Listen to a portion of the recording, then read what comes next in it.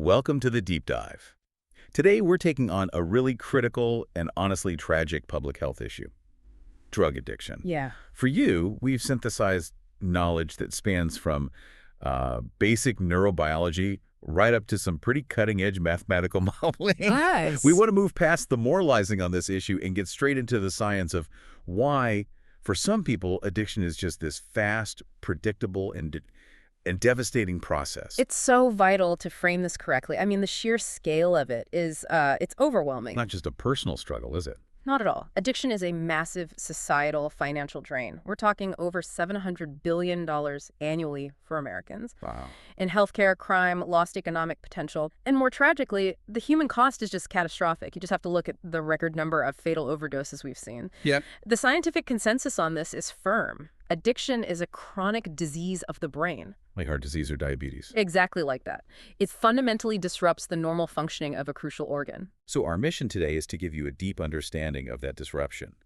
We're fusing insights from public health resources, like the National Institute on Drug Abuse, with this really revolutionary research that uses a dynamical systems model. Yeah, we're going to unpack how scientists are using concepts like reward prediction error, RPE. And opponent process theory, or OPT. Right, to map the actual quantifiable progression to becoming addicted. The key takeaway we want you to have today is that addiction is a medical issue. It's driven by powerful, measurable, and predictable changes in brain structure and chemistry. And understanding those patterns is the key. Okay, let's unpack this. We should start at the core, the brain's natural reward circuit. How does our basic neurobiology, with neurons and neurotransmitters, how does that govern our normal, healthy drives? Well, dopamine is often called the pleasure chemical, but that's not quite right. It's more about learning. It's much more accurately the learning or motivation chemical. When you do something that promotes survival eating, social bonding dopamine is released in these things called the mesocortical limbic pathways. And that surge is like a signal. It's a signal. It tells the brain, that was good, remember how you did that? It strengthens those connections and makes you want to do it again. It's the brain's elegant system for driving adaptive behavior. But when an addictive substance enters the picture, that elegant system doesn't just get a nudge. No, it gets utterly overwhelmed. Precisely. These substances act so much faster and with massively greater force than any natural reward. They basically hijack the whole pathway. They hijack and amplify it, releasing dopamine at levels, 2 to 10 times higher than natural rewards ever could? Yeah. It's like turning a gentle notification sound into a deafening alarm. Could you give us a tangible example of that? Like, how does it actually work? Certainly. Let's take cocaine. It works by blocking the reuptake of dopamine. So, reuptake is like the cleanup process. Exactly. Normally, dopamine is released, it sends its signal, and then it gets recycled back into the neuron. Cocaine just stops that from happening. So the dopamine just sits there. It stays trapped in the synapse, stimulating the receiving neurons again and again. For something like heroin, it binds to mu-opioid receptors, which then indirectly but very powerfully stimulate dopamine release. The mechanism is different, but the signal is always grossly exaggerated.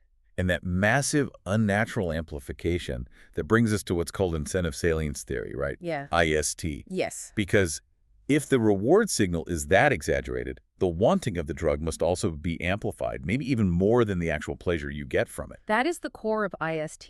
The brain doesn't just enjoy the high. It becomes intensely fixated on the seeking behavior. The wanting. The wanting. And crucially, it strongly links all the external cues. Oh, like the paraphernalia, specific location. The time of day, anything. It links all that to the expected reward.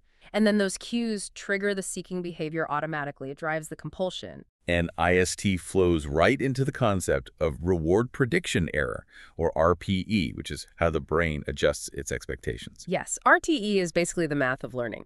If you expect a reward of, say, 5 units, but you get 7, that's a positive RPE of +2. And your brain learns to expect more next time. And if you expect 5 and get 3, that's a negative RPE of -2, and your expectation adjusts downward. In addiction modeling, scientists use RPE to quantify the difference between the expected drug effect and the actual one. And that error signal is what drives the user's next choice. Exactly. Yeah. Whether to increase the dose or maybe shorten the time until the next one. Okay, so we've got the initial high and the learning mechanism. But if addiction were only about chasing that euphoria, it seems like it would be simpler. Something shifts, right? The pursuit of pleasure turns into something much darker. It does. And that fundamental shift is explained by opponent process theory, or OPT. Okay.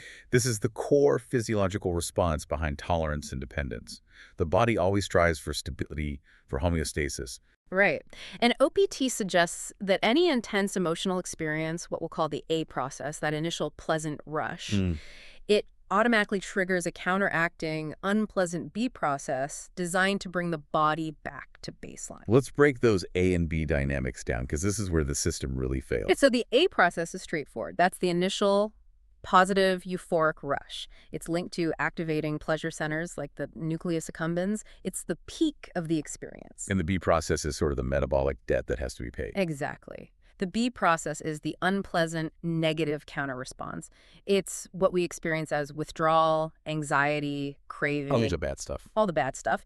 And it's rooted in the body's stress circuits, the extended amygdala and the hypothalamus, which release powerful stress hormones. So you can think of the A process as flooring the gas pedal on euphoria. And the B process is the emergency brake the brain slams on to stop the car from crashing. That's a great way to put it. But with repeated use, with neuroadaptation, does that emergency brake stay the same strength? Not at all.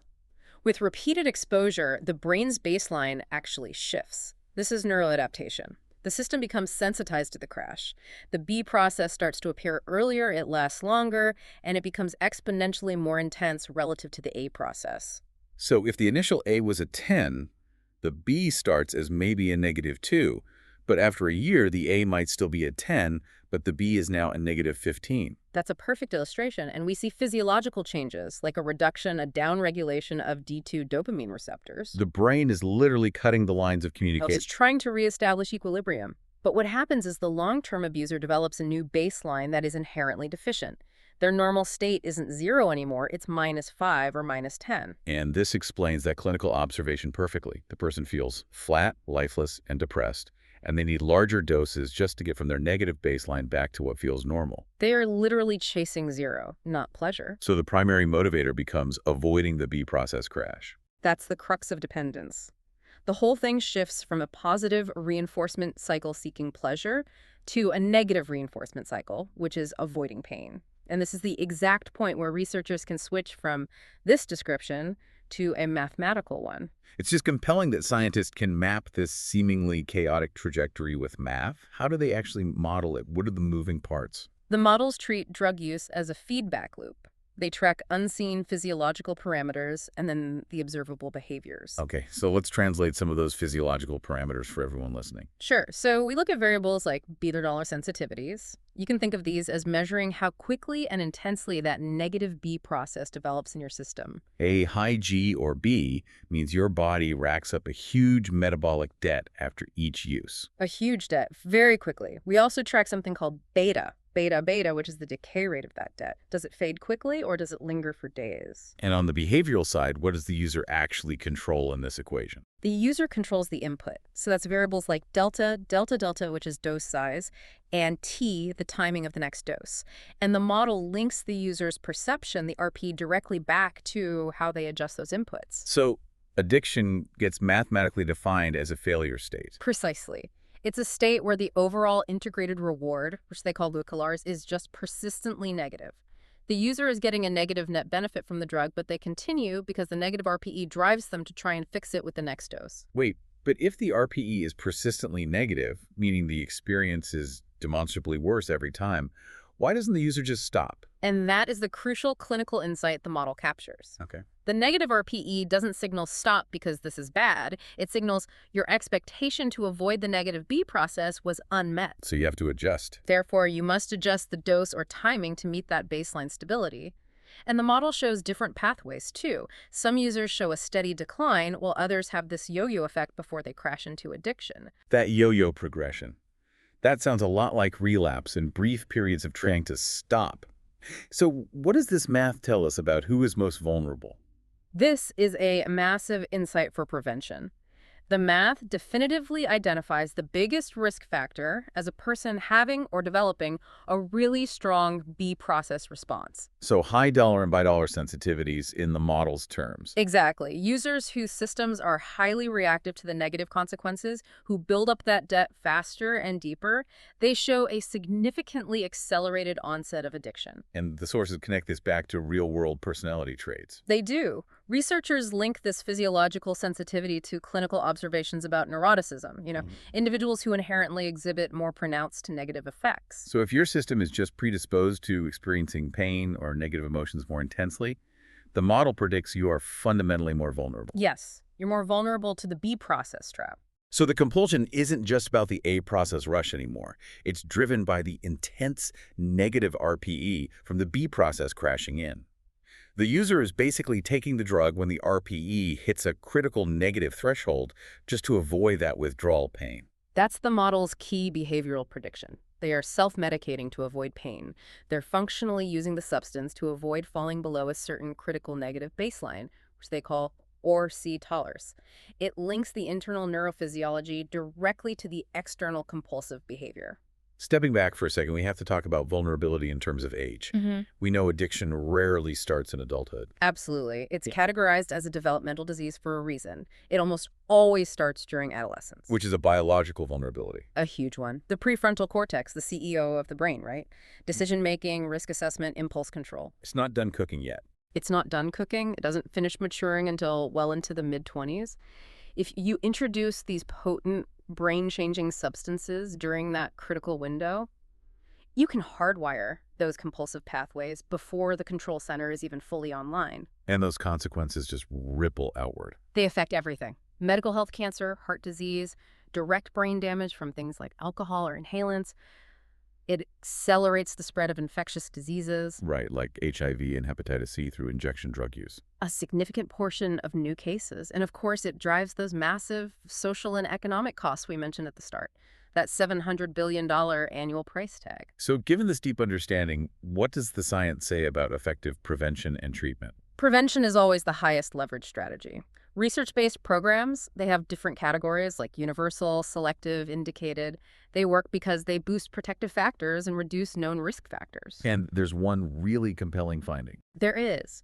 The most compelling finding is that drug use decreases among youth when their perception of harm increases. If young people truly believe a substance is dangerous, they are far less likely to use it. And for those who are already trapped in that cycle, what does effective treatment look like? It has to be tailored to the patient, and it's generally a combination approach. You pair medication with behavioral therapies. Like cognitive behavioral therapy. CBT, contingency management, which uses positive rewards for staying abstinent, motivational enhancement therapy, a whole toolbox. Going back to our mathematical model, how does that framework actually explain why auxiliary drugs, like using methadone for heroin addiction, can be effective? The model provides a really clear quantitative reason why they work. A drug like methadone is modeled to provide a separate, carefully controlled positive reward response. We'll call it $2. Right. And this positive reward is specifically calibrated to counteract the overwhelming negative B process withdrawal symptoms, the drawal symptom. So it's like a counter signal. It is. It helps the user stabilize and slowly allows their brain to return to a pre-addiction baseline over a long, carefully managed timescale. But the sources are clear. These substitute treatments aren't a simple fix. They need extremely careful management. Absolutely. Methadone is an opioid agonist. It is itself a drug that can induce its own B process in addiction if it's misused. There's a balancing act? It's a delicate balancing act. The ideal protocol, which the math supports, is to meticulously calibrate the doses and timing to provide just enough positive stimulus to fight the withdrawal without inducing a new, overwhelming B process response.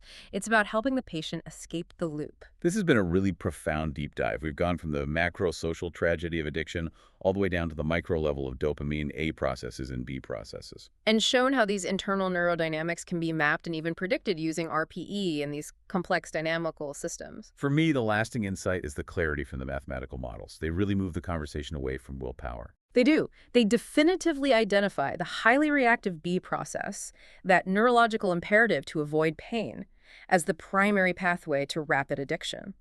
This requires a real shift in focus. That framing changes everything. So if the progression to addiction is primarily driven by the B process, the increasingly intense, painful avoidance of the low, and it's modeled as a predictable feedback loop, how should public health policy shift its focus? Should we move resources away from just controlling the pleasurable high, the A process, and more toward mitigating the biological necessity to avoid the overwhelming low, the B process, maybe by supporting those individuals who have those high-risk, sensitive nervous systems? It's a huge question. That's something for you to mull over and explore long after this deep dive is complete.